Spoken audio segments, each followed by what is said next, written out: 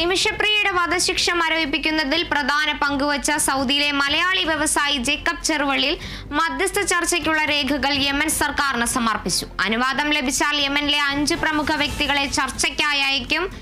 വിവരങ്ങളുമായി MS ബനേഷ് ചേരുന്നുണ്ട്. ബനേഷ്, ഏറ്റവും സന്തോഷകരമായ വാർത്തയാണ് ഇന്ന് പുറത്തു വന്നത്. നിമിഷപ്രിയയുടെ വധശിക്ഷ മരവിപ്പിക്കുന്നു എന്ന വിധിയാണ് പുറത്തു വന്നിരിക്കുന്നത്. അതിൽ ഏറ്റവും പ്രധാനപ്പെട്ടത് സൗദിയിലെ മലയാളി വ്യവസായിയായ ജേക്കബ് ചെറുവള്ളിൽ നടത്തിയ ചർച്ചയ്ക്കുള്ള രേഖകൾ യമൻ സർക്കാരിന് സമർപ്പിച്ചു എന്നതാണ് വിവരങ്ങൾ. ഇന്ന് പുറത്തു വന്നു എന്നല്ല, ജൂലൈ 13 തന്നെ ഈ വാർത്ത കേരള വിഷൻ ന്യൂസ് പുറത്ത് വരുത്തിയിരുന്നു. അതിൻ്റെ തുടർച്ചയായിട്ടാണ് ഇന്ന് അത് വിപുലമായിട്ട് എല്ലാ മാധ്യമങ്ങളും റിപ്പോർട്ട് ചെയ്തിട്ടുള്ളതെന്നാണ്. ഇതിൽ ഏറ്റവും പ്രധാനപ്പെട്ട കാര്യം ഇനിയുള്ളത് എന്താണ് എന്ന് വെച്ചാൽ, നിമിഷപ്രിയയുടെ വധശിക്ഷ മരവിപ്പിച്ചിരിക്കുന്നു എന്ന് പറഞ്ഞാൽ അത് ഒരു ഘട്ടം പൂർത്തിയായി. വധശിക്ഷ ജൂലൈ 16 നടക്കില്ല, പക്ഷേ മറ്റേതെങ്കിലും ദിവസം നടന്നേക്കാം. കൃത്യമായിട്ടുള്ള നെഗോഷിയേഷനുകൾ, മധ്യസ്ഥ ചർച്ചകൾ നടന്ന് പരിഹാരമുണ്ടാക്കിയില്ല എങ്കിൽ ഈ നെഗോഷിയേഷൻസ് എങ്ങനെയാവണമെന്നത് സംബന്ധിച്ചിട്ടുള്ള നിർദ്ദേശങ്ങളാണ് ഇപ്പോൾ മുന്നോട്ട് വരുന്നത്. അതിൽ നിമിഷപ്രിയയുടെ വധശിക്ഷ മരവിപ്പിക്കുന്നതിന് വേണ്ടി കാന്തപുരത്തെ പോലെ തന്നെ പ്രധാനപ്പെട്ട ഇടപെടലുകൾ നടത്തിയ സൗദിയിലെ പ്രമുഖ വ്യവസായിയാണ് ജേക്കബ് ചെറുവള്ളിൽ. ജേക്കബ് ചെറുവള്ളിൽ ഇപ്പോൾ ഇതുമായി ബന്ധപ്പെട്ട നെഗോഷിയേഷൻ ഡോക്യുമെൻ്റ് പേപ്പേഴ്സ്, മധ്യസ്ഥ ചർച്ചയ്ക്കുള്ള പ്രമാണങ്ങൾ യമൻ സർക്കാരിന് ഔദ്യോഗികമായിട്ട് സമർപ്പിച്ചിരിക്കുകയാണ്. ഈ സമർപ്പിച്ചിരിക്കുന്ന ഡോക്യുമെൻറ്റ്സിൽ ഉള്ള പ്രധാനപ്പെട്ട കാര്യങ്ങൾ 5 പേരടങ്ങുന്ന സംഘത്തെ തലാലിൻ്റെ കൊല്ലപ്പെട്ട പൗരൻ്റെ കുടുംബാംഗങ്ങളുമായിട്ട് ചർച്ച നടത്താനും ദയാധനമടക്കമുള്ള കാര്യങ്ങൾ തീരുമാനമെടുക്കുന്നതിന് വേണ്ടിയും അയക്കാനാണ് തീരുമാനിച്ചിട്ടുള്ളത്. അതിൽ യമൻ സർക്കാർ അതിൽ തീരുമാനമെടുത്ത് നടപ്പാക്കേണ്ടിയിരിക്കുന്നു. ഇപ്പോൾ ജേക്കബ് ചെറുവള്ളിൽ അയക്കാൻ തീരുമാനിച്ചിരിക്കുന്ന 5 പേരുടെ പേരുവിവരങ്ങൾ, അവരുടെ പേരുകൾ പുറത്ത് പറയരുത് എന്ന് സൂചിപ്പിച്ചിട്ടുണ്ട്. അവരുടെ തസ്തികകളാണ് പറയുന്നത്. ഒന്ന്, ഇതുമായി ബന്ധപ്പെട്ട നെഗോഷിയേഷൻസിൻ്റെ കോർഡിനേറ്റർ.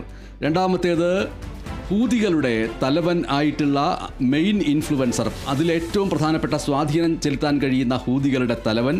മൂന്നാമതായിട്ട്, ഡെപ്യൂട്ടി ഓഫ് റിപ്പബ്ലിക് ഗവർണറേറ്റ് സന എന്ന് പറയുന്ന യമൻ്റെ തലസ്ഥാനത്തിലെ ഡെപ്യൂട്ടി റിപ്പബ്ലിക് ഗവർണറേറ്റ് ഈ സംഘത്തിലുണ്ടാവും. പിന്നെ അൽജൂഫ് എന്ന് പറയുന്ന സ്റ്റേറ്റിലെ ഗവർണർ ഈ സംഘത്തിലുണ്ടാവും.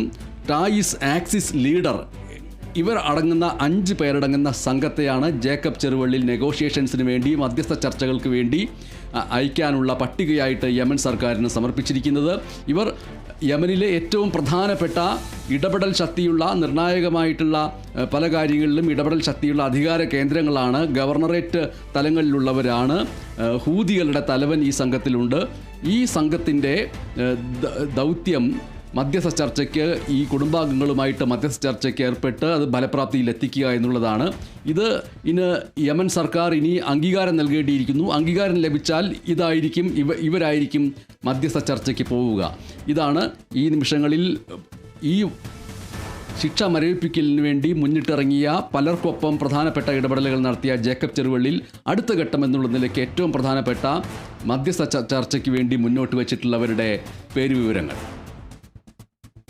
ബനീഷ്, അതുപോലെ തന്നെ ഇപ്പോൾ ചർച്ചയ്ക്ക് യമൻ സർക്കാർ അംഗീകാരം നൽകുകയാണെങ്കിൽ വധശിക്ഷ റദ്ദാക്കുകയും അതുപോലെ ദയാധനം ഈ തലാൽ പൗരന്റെ കുടുംബത്തിന് നൽകാൻ സാധിക്കുന്ന തരത്തിലുള്ള വാർത്തകളായിരിക്കില്ലേ അവിടെ നിന്നുണ്ടാവുക? ആ രീതിയിലുള്ള വാർത്തകൾ ഉണ്ടാവുക എന്നത് വളരെ പ്രധാനപ്പെട്ടതാണെങ്കിലും ആ രീതിയിൽ വാർത്തകൾ ഉണ്ടാവണമെങ്കിൽ അതിന് സാധ്യമാവുന്ന രീതിയിൽ അധികാര പദവികളുള്ള വ്യക്തികൾ ഇടപെടണം എന്നുള്ളതാണ് ഏറ്റവും പ്രധാനപ്പെട്ട കാര്യം. അത്തരത്തിൽ ഇടപെടൽ ശക്തിയുള്ളവരാണ് ഇവർ എന്നാണ് ജേക്കബ് ചെറുവള്ളിൽ സൂചിപ്പിച്ചിരിക്കുന്നത്. കാരണം അത് അൽജൂഫ് എന്ന് പറയുന്ന സ്റ്റേറ്റിലെ ഗവർണർ ഈ സംഘത്തിൽ ഉൾപ്പെടുന്നു. സന എന്ന് പറയുന്ന തലസ്ഥാനത്തെ ഡെപ്യൂട്ടി ഓഫ് റിപ്പബ്ലിക് ഗവർണറേറ്റ് ഈ സംഘത്തിൽ ഉണ്ട്.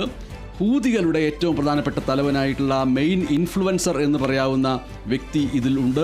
ഇവരടക്കമുള്ളവരുടെ പട്ടികയാണ് സമർപ്പിച്ചിരിക്കുന്നത്. സ്വാഭാവികമായിട്ടും ജേക്കബ് ചെറുവള്ളിൽ എന്ന് പറയുന്ന വ്യക്തി സൗദിയിലെ പ്രധാനപ്പെട്ട വ്യവസായ പ്രമുഖൻ എന്നത് മാത്രമല്ല, യമനിൽ, ഇന്ത്യൻ എംബസി ഇല്ലാത്ത യമനിൽ തൊഴിലാളികളെ റിക്രൂട്ട് ചെയ്യുന്ന അടക്കമുള്ള കാര്യങ്ങളിലും യമനിൽ വലിയ രീതിയിലുള്ള നിർമ്മാണ പ്രവർത്തനങ്ങൾ, തുറമുഖങ്ങൾ, വിമാനത്താവളങ്ങൾ എന്നിവയുടെ കൺസ്ട്രക്ഷനുമായിട്ട് ബന്ധപ്പെട്ട BOT കരാറുകളുടെയൊക്കെ പ്രധാനപ്പെട്ട നടത്തിപ്പുകാരൻ എന്നുള്ള നിലയ്ക്ക് യമൻ സർക്കാരിനോട് ആവശ്യപ്പെടാനുള്ള ശക്തിയുള്ള ഒരു വ്യക്തിത്വം കൂടിയാണ്. ആ വ്യക്തി മുന്നോട്ട് വയ്ക്കുന്നവരുടെ മധ്യസ്ഥ പാനൽ ആണ് ഇപ്പോൾ നമ്മൾ പുറത്തുവിട്ടിരിക്കുന്നത്.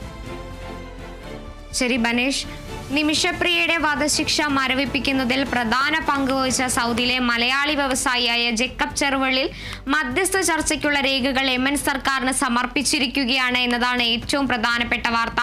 അനുവാദം ലഭിച്ചാൽ യമനിലെ 5 പ്രമുഖ വ്യക്തികളെ ചർച്ചയ്ക്കായി അയക്കാനാണ് തീരുമാനം. ഏറ്റവും പ്രധാനപ്പെട്ട വാർത്തയാണ് ഇപ്പോൾ കേരള വിഷൻ ന്യൂസ് നൽകുന്നത്. MS ബനേഷാണ് വിവരങ്ങൾ നൽകിയത്.